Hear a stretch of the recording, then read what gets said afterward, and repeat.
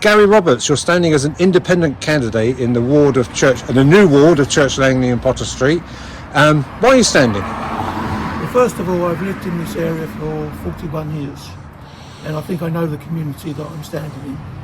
My focus point is that I want to do the community element of it. The building I'm standing behind has been closed for 20 years, but it was, back when 36 years ago, it was used every day for the community. We had a brilliant office that people go into 9 till 5 and even later, and they could pay their bills, they could talk to council officers, which is a miracle today. I don't see anyone. We had council officers that were committed to the area, to this community. They worked it, and this is where I started. My first involvement of any sort to do with the community was in this office. And basically, I want to understand this office should not be used as it's going to be used for a housing development. It's got to be turned back into a community centre with council officers present that would give them their news, pay their rent and all those sort of things. So there's a community centre behind us though, isn't there? And there's the Baptist Church as a whole, and there's lots of holes in this area of Potter Street, isn't there? Well, I'm not going to criticise the Baptist Church because Alison Taylor has been absolutely brilliant. She gave us a room when this place closed. She gave us a room for when I set up the current, or the resident association all those years ago. But it is important that we have a local council facility where council officers are present, and this is ideal. It's been closed 20 years. It was closed by the Conservative and Liberal Coalition Council all those years ago, and now my main focus is to stop what they're doing, what they want to do. Are you a lone voice in this? Have you spoken to people in the ward who agree with you? Well, this ward has been shafted by the council over decades, and when they tried to stand up, as they did to try to stop this being closed all those years ago, they put a petition together, and the chief executive of the council then came down here to actually collect it. It went to a working group, but because it was a coalition, we had no chance of saving it. The Conservatives.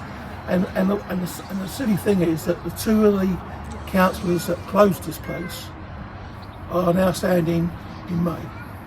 So I look at it and I think it's ideal now for this place as a community place for the council to use again to provide those services they had all those years ago. So I love this place. This place, I know it's been closed 20 years, but what they intend to do is destroy it. They want to actually put this five apartments, and the biggest thing, without any consultation with the residents in this area, Councillor Swords told me that he would consult any developments. He would consult the residents of Potter Street. He hasn't done any of that, and now they want to close this, or lock it down, or develop it into 5 apartments. And build a catastrophe of a car park, a 38-space car park, right, next to 2 communities, housing communities, Bentford Tower, which is just behind this building, and Merrick Mead, which is just there. 38-space car park. And they call that regeneration. I call it destroying the community. This place needs a community and local council services being restored. And under this council, they won't do it. They came down to me to speak to me, and they said to me, oh no, that would never happen again. And Dan Swords and his cohort, Councillor Leppard, just turned around and said, you're spitting in the wind, you ain't got no chance.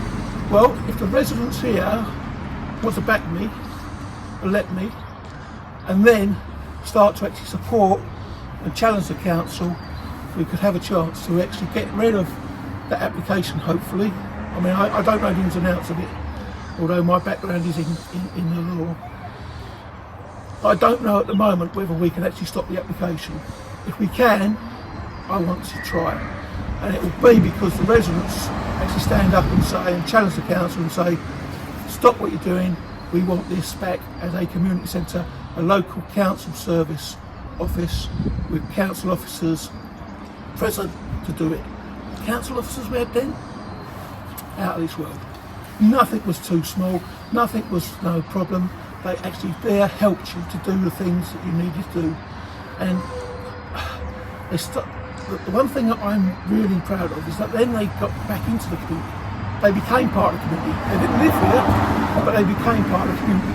And the community became part of this. And that's what I want to be restored. Because this, at the moment, Potter Street hasn't got really a community.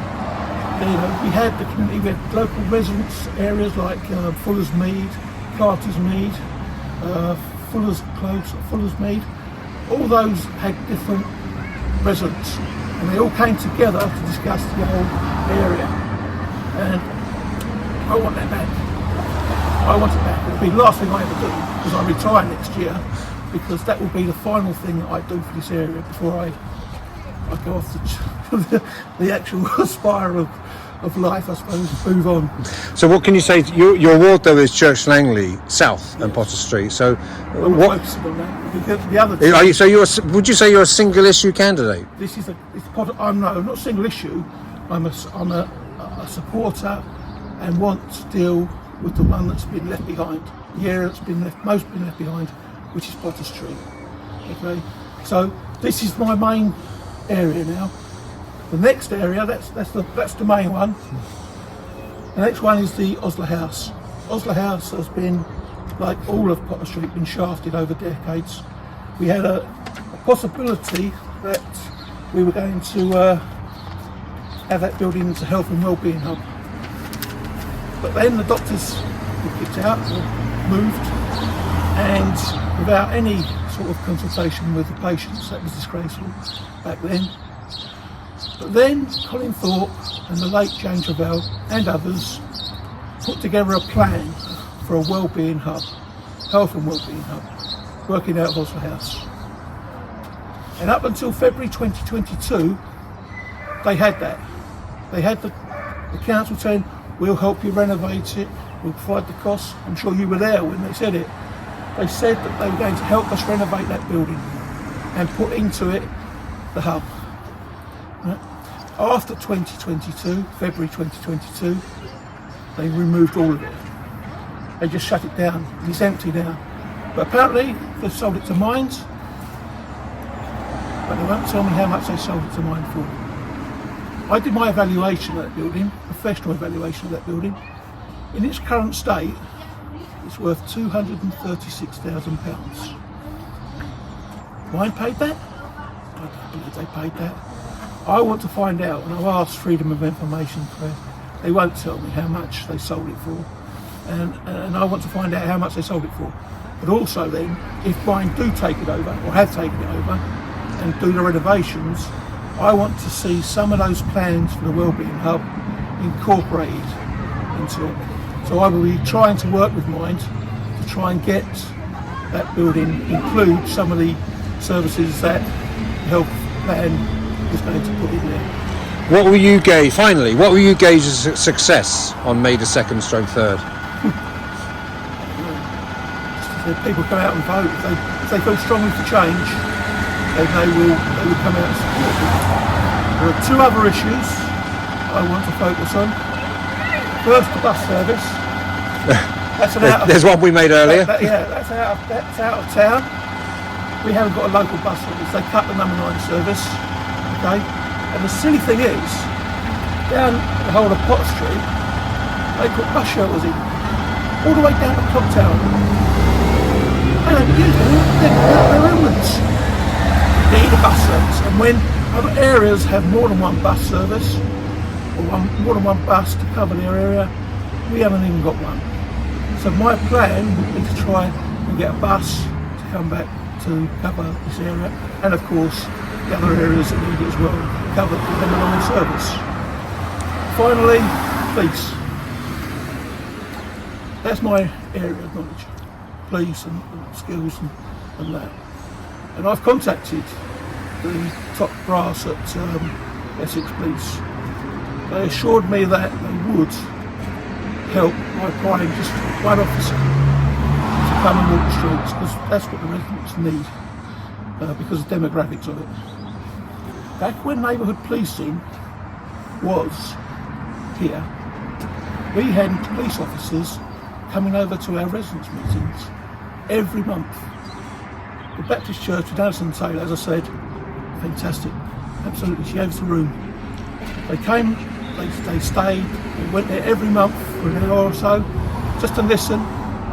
And the joke is, of course, that they then went out to the community. So they went into people's homes to talk to them about anything they had concerns about. They got fat, they drank a lot of tea, but they got their information. So I'd like to restore that back to it. The overall feeling is that I want the feeling of community to return to this area. Because this council and others over decades have shafted it. I want to return it to something that people can be proud of.